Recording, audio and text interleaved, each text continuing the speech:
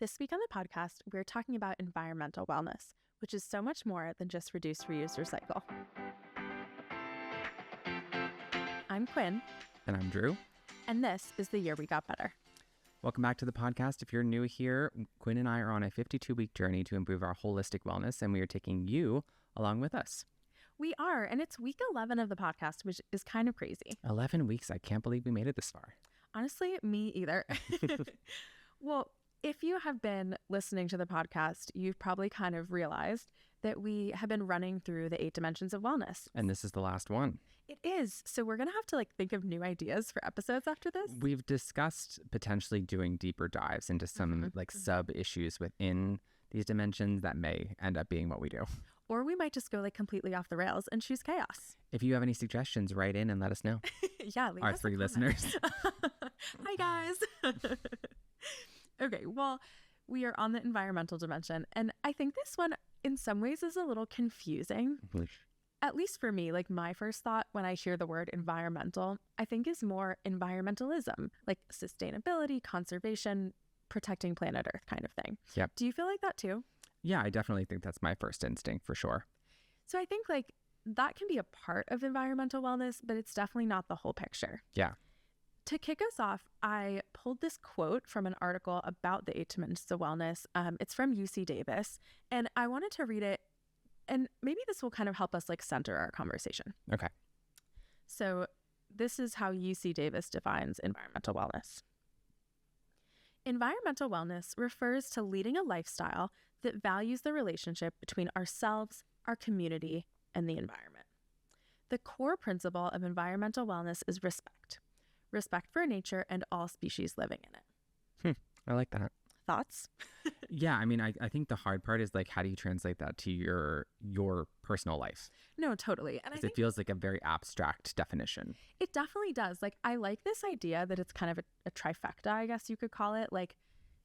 Right? It's your community, as in the people and space, I think, around you. Mm-hmm. And then also the greater environment, I don't know, your country or your planet, a bigger picture thing. I like that idea that it's maybe threefold. Yeah. But I agree, it definitely is a little abstract. So maybe another place to kind of kick us off is how do you, Drew, define environmental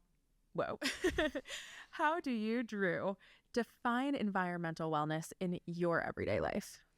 It's funny because coming into this podcast, I didn't really think about it in those different facets, but I do think they're components of my definition for sure. Okay, hit us. I think there's your immediate environment where you live, work, just go through life. Yeah. And then I think there's the greater environment that you go out into the world and participate in.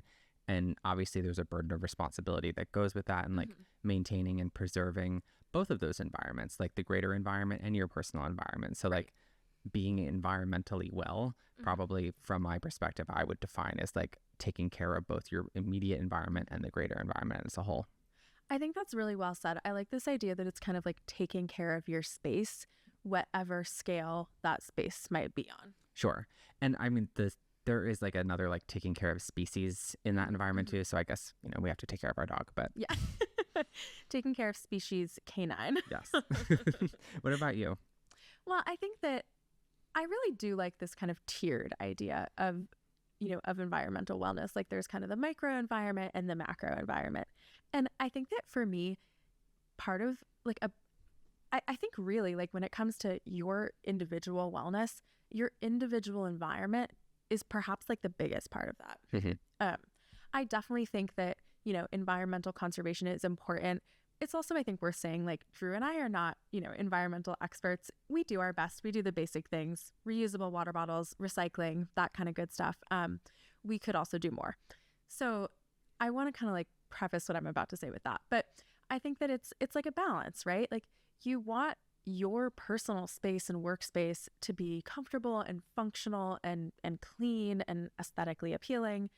And also you want to take some ownership and feel some pride in the environment as a whole and sure.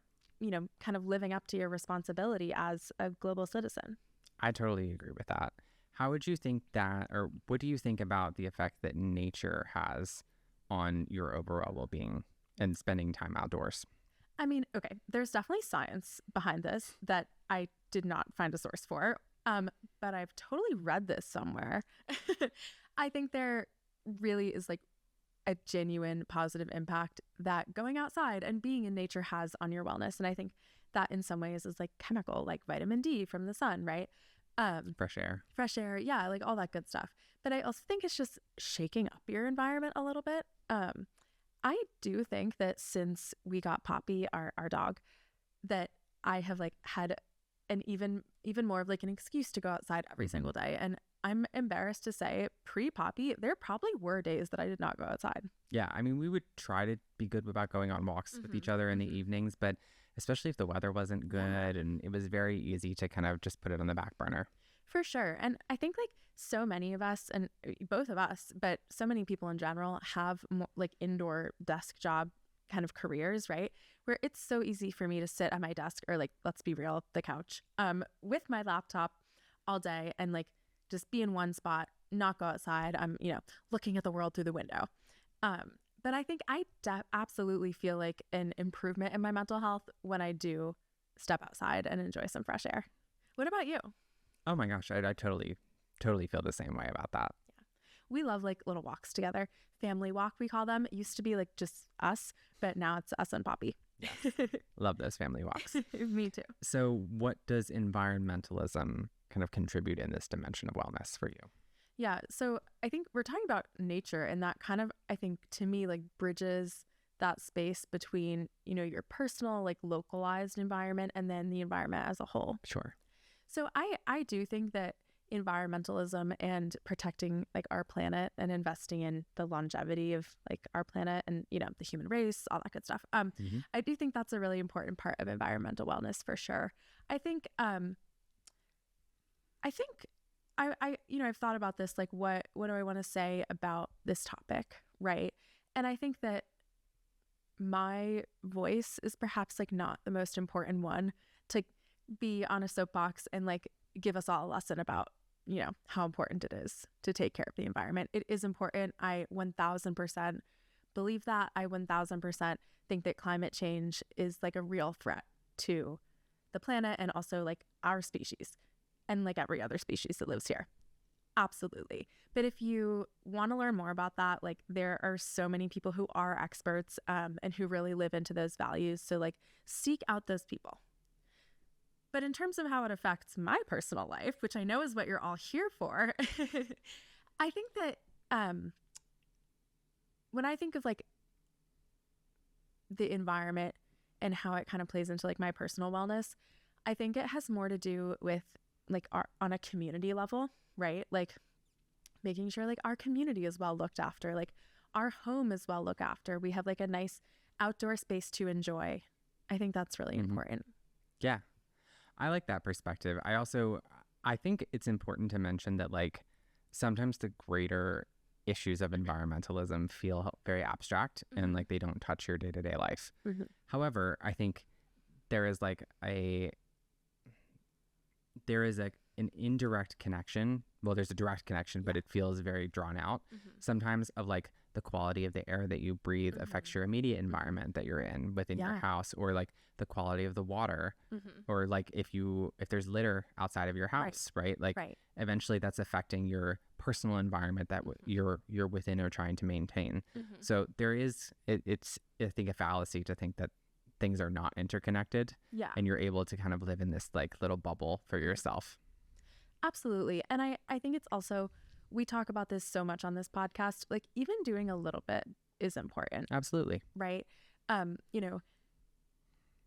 I don't think anyone is asking for perfection, but I think what's most important is just remembering that like we all of us are stewards of the environment. And it's up to us, like as the human race, to care for our planet. And even if that is just in little things, like you're going on a walk and you pick up some trash today, right?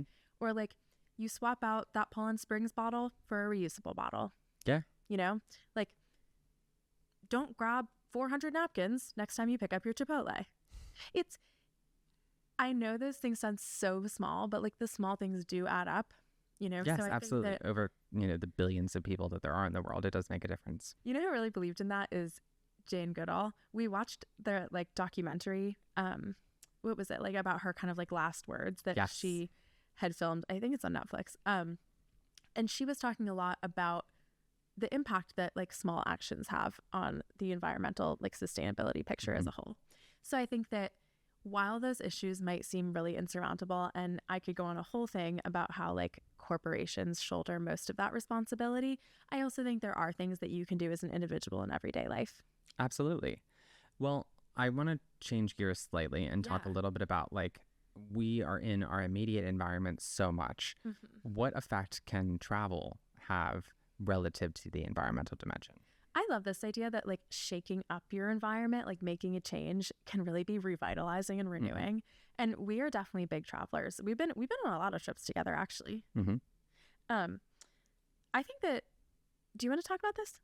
Yeah, absolutely. I mean, I think putting yourself in a different physical environment affords you the opportunity to look at things with fresh eyes in a way that you, I think, otherwise might not be able to. Totally. You know, I liken this to like going to get a cup of coffee when you're traveling. Like, is it really different? Is it that different from the latte that you could have had down the street from where you live? Like, no. Probably not. It's probably like similar milk, similar espresso beans. If you're a huge coffee snob, you probably understand the differences. But I surely don't. I think it's an appreciation that you gain from things. And this kind of like goes to the wellness aspect of it too, right? Like you're putting yourself in an environment to be the best version of yourself. And sometimes that's taking yourself out of your comfort zone. Definitely. There's this story that my boss tells all the time about when they had, I think it was their first or second office. And this was like 2008, 2009 time period. And they ended up painting the walls like neon green, which was like the color of the brand at the time. Okay. And they just thought like, oh, this is the brand color. We're going to paint the walls neon green. And he like jokingly tells the story about how like everyone came in and like for the 2 weeks after they did that, everyone was in like horrible moods and got in like arguments with each other. And it was just very disruptive. And then they like reflected and they were like, that was the thing that changed is people are in this environment that's like really having a negative effect on them. And I guess, I mean, I don't know very little about this, but it's like feng shui, right? Like these like fundamental principles of like balance in the environment that you're in and how you're interacting with it, I think do affect your mood. They affect your positivity. They affect your productivity, all sorts of things. Definitely. I totally agree with that. I mean, I think there's kind of that, like that saying, right? That's like a cluttered desk is a cluttered mind or something like that. I think everything from, you know, like the paint, right? Something more permanent-ish is one thing, but also just like how you keep the area that you surround yourself in. And I think I got a little off topic here because I was supposed to be talking about travel. Yeah. But that's okay. But I do think that mixing it up and like stepping outside of your normal environment can also kind of give you an appreciation for that regular environment when you come back to it. So I totally. There's like a beauty in traveling and seeing new places, experiencing new things. And there's also a beauty in coming back home. Definitely. One other thing I just want to say is I'm a huge fan of like the Marie Kondo aspect, which is like, does it spark joy for you in your environment? Yeah. You know, I think this is like the antithesis of hoarding. And I'm not like a devout minimalist in thinking that you should have like as few objects as possible. I think that objects can spark joy for you. But I think there's also like an overconsumption angle that can not only contribute to like environmental negative effects, but also clutter within your immediate environment. No, definitely. Definitely. I agree. Well, let's talk about like some kind of actionable ways that we practice environmental wellness. I'm wondering if there are any like small changes in your environment that make a big impact in terms of your well-being. Yeah, my favorite example of this is closing up shop. I love this tradition. So we do this pretty much every evening. Occasionally we'll be like, are we going to leave the shop open tonight? But for the most part, we'll close up shop before we go up to bed. And what that means is like, we'll put our pillows back. We'll like fold a blanket. We'll like wipe down our counters. We'll do a little like nightly tidy. If we're really on it, we'll like empty the dishwasher and reload it, run it. Like that's a sometimes. I think it, you know, putting the shoes away in like the little closet. I think it's just setting yourself up to not need to worry about any clutter that you're walking into the next day. Right. Can have a big impact. It really like gives you a fresh start for the next day.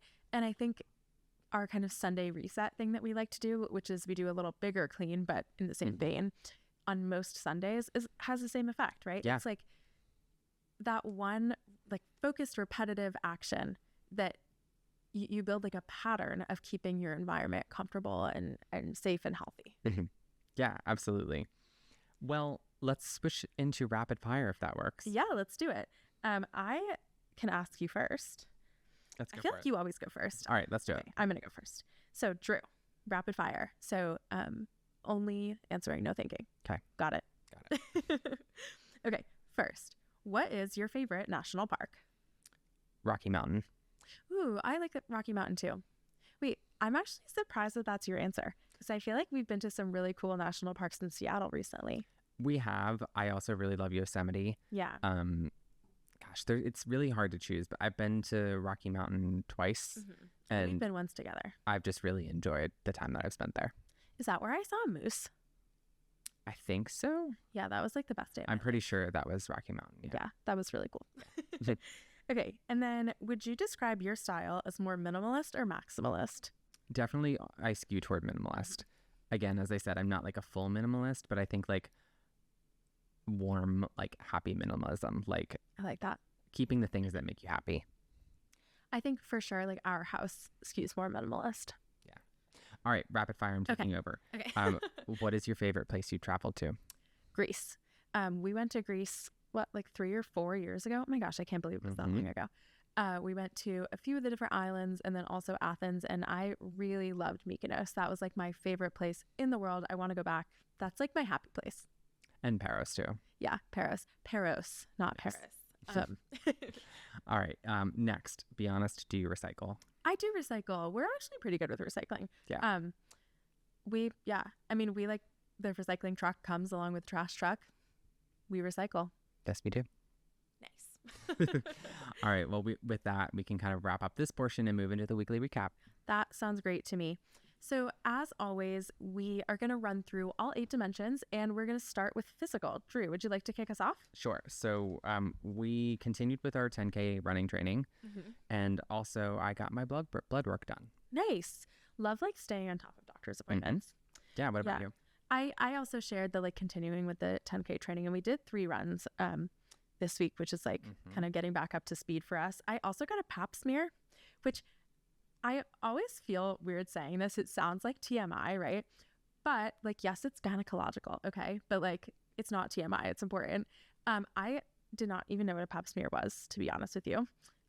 It is a routine screening for cervical cancer, and it's just one of those things you just have to like do as an adult, but it's also really easy to procrastinate. Sure. So check that one off the list. That's great. What about the emotional dimension? So this was one of the ones that I did not really do anything this week, which is kind of, it's interesting because I'm kind of like feeling a little bit drained the following week following this. And I'm wondering if this might be contributing to that. Yeah, I guess that's like an opportunity to be like, okay, like maybe this cup does need some more attention. Yeah. What about you?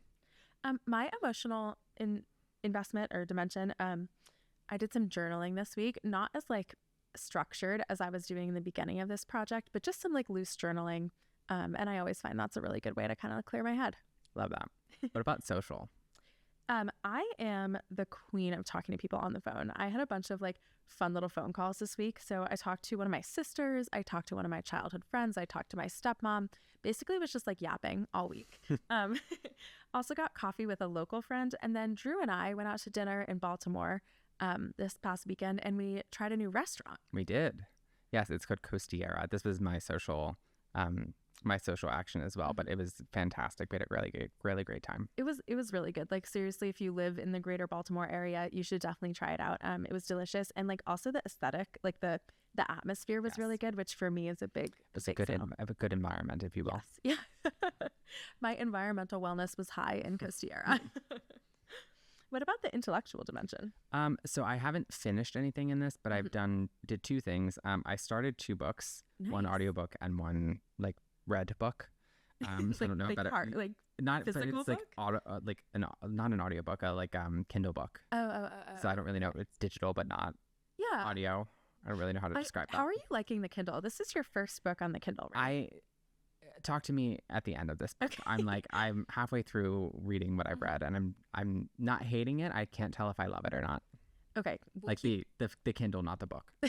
We'll keep you all posted on the Kindle journey because I'm very curious about this as well. Yeah. So the Kindle book I'm reading is called Theo of Golden. We've heard really good things about it. Yes. And then the audiobook that I'm listening to is The Correspondence, which of the two, I'm like in love with this book. I don't want it to end. And I have talked about it so much that I'm now making you listen. You bought a copy. Yeah, I bought a hard copy of The Correspondent. Is it The Correspondence? I think it's The Correspondent. Okay.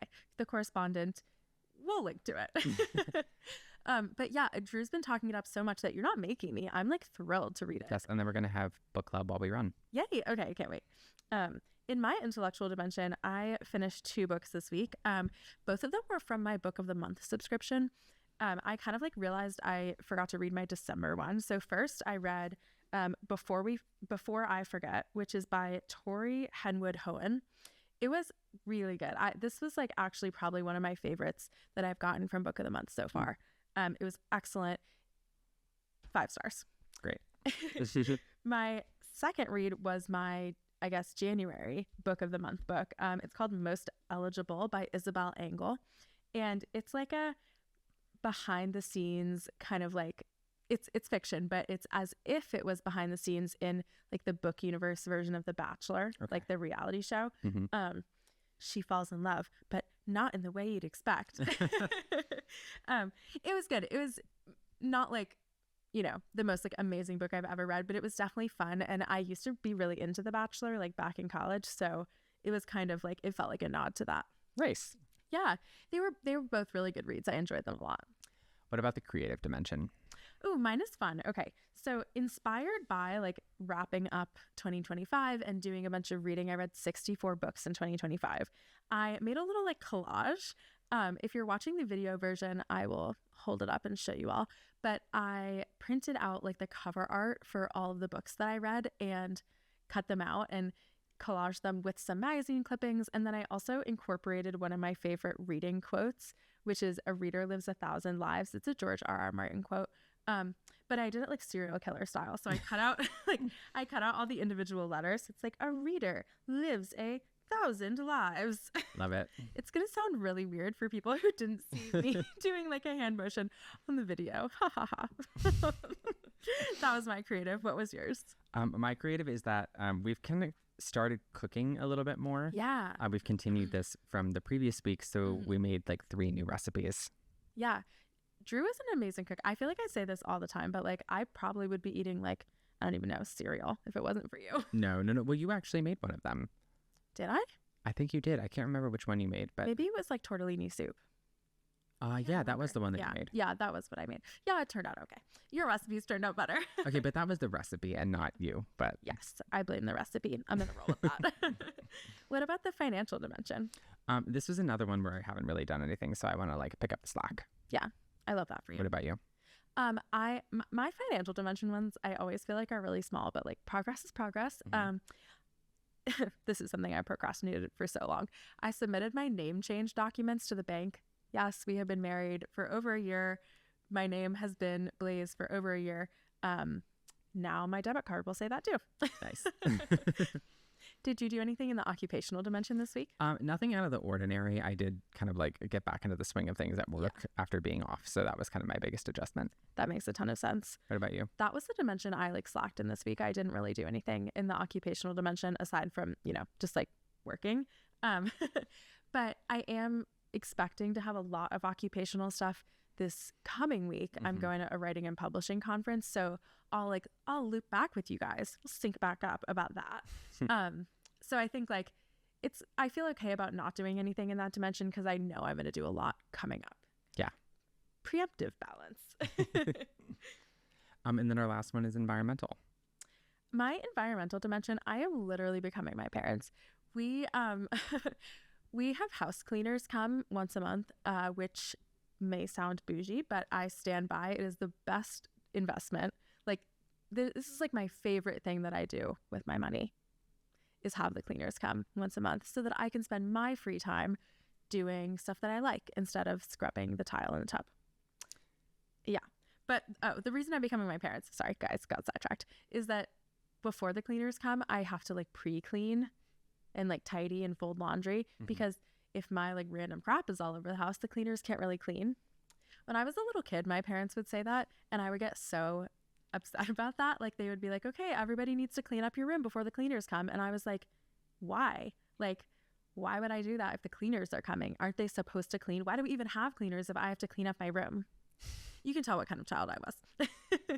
What about you? What did you do? That was actually my same one as well. I feel like this is one of those things that like, you know, not everybody has the resources to be able to pay for it or chooses to use their resources to pay for it. I feel like given our situation, it's something that I'm like glad to be able to do and like actually like provides a lot of like joy and benefit in my life to not need to worry about like cleaning. And it's just not one of the things that I like to do. And I'm happy to spend some money on it. No, I 100% agree. I think like, I don't know. I think people love to like have commentary on what other people choose to spend their money on, just like in general. But I think if you're an adult earning your own money and you're meeting your obligations and you have disposable income, like do what you want with that. Yeah. Like I also kind of think of it like we're buying back time to do other things. Yes. That is not related to like those deep cleaning tasks, which I just hate. Like I just hate them. You know? Yeah. So I stand by it. So all in all, how are you feeling? I'm feeling pretty good. I feel like it was our first, you know, like you said, like our first real week back from like holiday break. And I think both of us kind of did a good job, like getting, you know, investing in our dimensions, getting back on track. What about you? No, I share that. I think it was a good first week back. Well, we are probably, I guess, picking up the pace as we head into the new year. Yeah. Crazy that January is like already almost halfway over. I know. It's by the time this podcast is out, it will be halfway over, which is crazy. But yes. Well, if you haven't subscribed to the podcast in the first half of 2026, you're missing out. First half of 2026. Or first half of January 2026. You're missing out. Please don't forget to like, subscribe, comment anywhere where you listen or watch. We'd really appreciate it. We would. You have 11 and a half months to do that, but even better if you want to do it right now. We will see you next week. Talk to you soon.